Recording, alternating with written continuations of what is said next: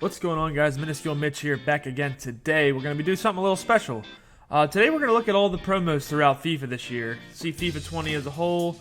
Did they do a good job? Did they do a bad job? Did we enjoy the promos they gave us? We're just going to take a look at all of that, kind of give it a review at the very end, and see if we're looking forward to anything special for next year. So starting out right here, guys.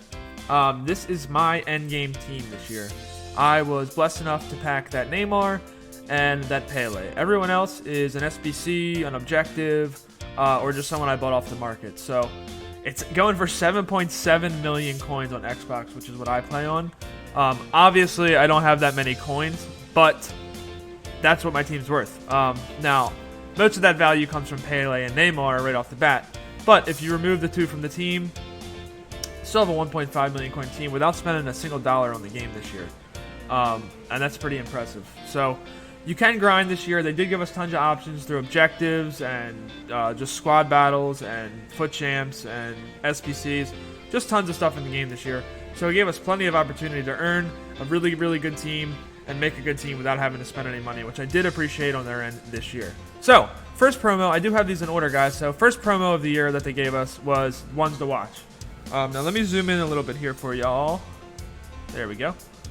Alright, so I think they did a pretty good job on their selections. Wan-Bissaka's a cool one, in my opinion. Pulisic is a really cool one. They started out, this was kind of the first special card of the year, was that Ndombele card. Unfortunately, never really got around to improving himself, but Hernandez is a good one. Now, so on this promo, I'd say that they did a pretty good job. A lot of the big name players that went to the big clubs, they obviously included in this team. So it's pretty hard for them to mess up. That being said, they really did include everyone that we kind of wanted. So I think pretty good job. Unfortunately, the season didn't really carry out, and Team of the Week didn't really carry out as much as it was supposed to due to COVID. But, I think they did a pretty good job on the start one, and especially on the card design. Really enjoyed this card design this year. Really, really cool looking, kind of a retro feel, and looking forward to seeing what they're going to do next year. Next up, as usual, Ultimate Scream or Halloween, whatever you want to call it. Selections for this were pretty interesting, I gotta admit. Some of these cards are still usable to this day in FIFA. This Adama card was really good at the time.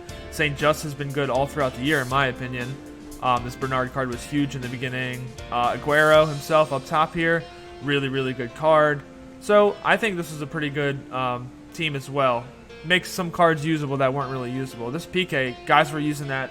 Meta guys were using that, pretty much the whole year. So that was a really cool card. Muller was really fun. Ibra. Like I said, just making certain cards that weren't really that usable as far as pace goes, especially. This James, Ibra, they really weren't up to the meta on pace. But this promo made them a little bit more usable. And this was the card design. Pretty cool looking. A little haunted house in the background. Nothing too special, but definitely enjoy the color combination. I think it's a pretty cool looking card. Next up, Foot Miss. Now this promotion was kind of a disappointment in my opinion. A lot of these cards, you got to keep in mind, this is an early game. This is only a couple months into the game. And a lot of these cards were really overpriced in my opinion. This De Gea was one of the best for value at 60k here. He was pretty good value at the time. But certain cards in here, like this Vidal, he was way more expensive back then. Rashford's 300k right now for an 85. Like, imagine that in the beginning of the game. It's just not really worth it. Mendy was super overpriced. We got a free one now. And there's really just not that many unique cards in here. A lot of these cards have cards now, or they're just cards that really got informs throughout the year. A lot of just kind of pointless cards here, really, in my opinion. Overpriced, not really that interesting of picks, and cards that have been duplicated throughout the whole year. The design on it, it's alright, red and white, pretty simple, nothing really crazy. So, not a huge fan of the Foot Miss promo this year, but, I do enjoy them giving us something. Next up, Team of the Year. Obviously, you can't complain about Team of the Year. It is what it is every single year. Really cool card design, in my opinion. Really, really big cards. A lot of people are upset at Team of the Season. Because, alright, for example, there's a 99 De Bruyne that's Team of the Season. And the Mbappe, his Team of the Season is better than his Team of the Year, which is the first time they've ever done that. That being said, I think it's more accurate. You know, some of these guys are young guys. They grow as they play. De Bruyne's still getting better. Mbappe's still getting better. So why can't his team of the season, which is farther into the year, be better than his team of the year? That being said, it did piss a lot of people off because obviously these cards are still good throughout the entirety of the game. Really cool card design here, by the way. And I got lucky enough to pack his team of the season version. But I did enjoy team of the year, obviously. I haven't really had many of them. I've used Conte, I've used De Jong, and I think I've used De Bruyne as well. But I'm a fan of the team of the year. I think they should just keep doing it exactly the way they are, and I really like the card design.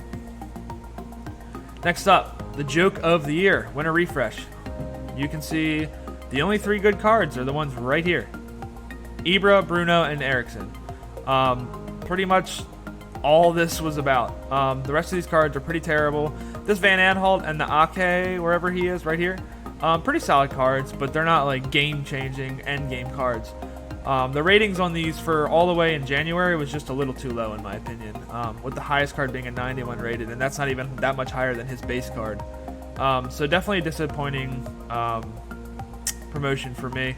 It was kind of cool, though, that they included, like, this laner card is actually an SBC, League SBC. Same with Verdi and a couple of these cards. They did include them in each of their respected leagues, which is kind of a cool thing. But other than that, not really that many great cards in packs. And, you know, the card design is solid, but not really super crazy. So, not a huge fan of Winter Refresh either. Next up, this is where things started to get interesting in FIFA this year. So, Future Stars. They did it last year, had a really cool card design last year. This time around, really cool options to choose from. Like, really good players to choose from. This card is one of my favorite cards in FIFA to this day. I wish this Summer Heat version got voted in.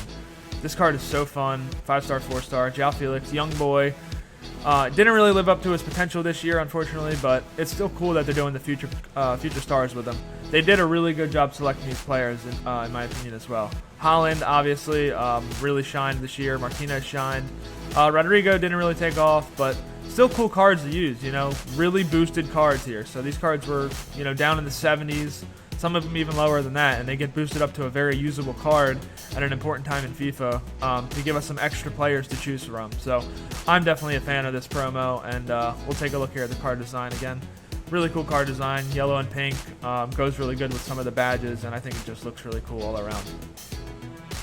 Next up, headliners, guys.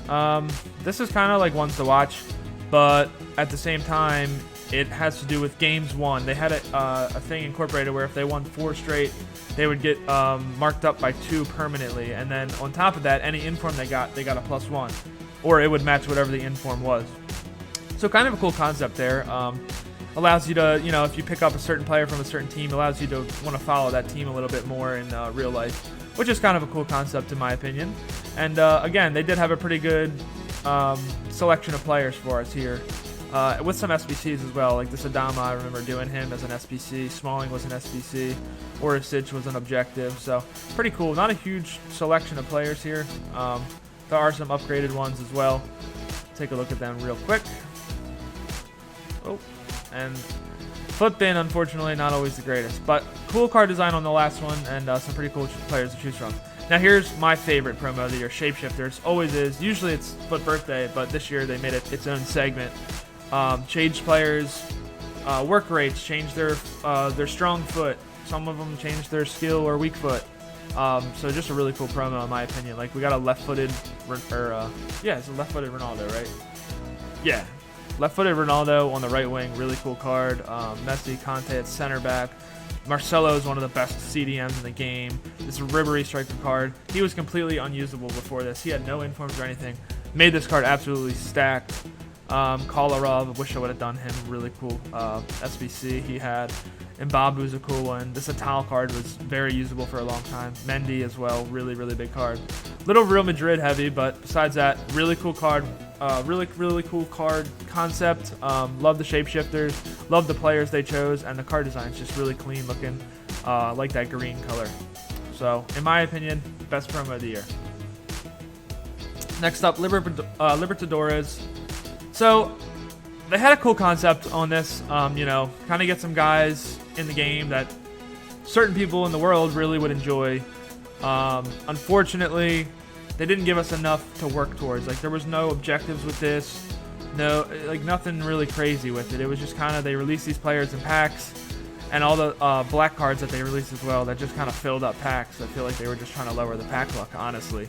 But there's some cool cards in here. You know, Tevez, this goalie actually, yeah, right here, Armani's absolute tank in this game.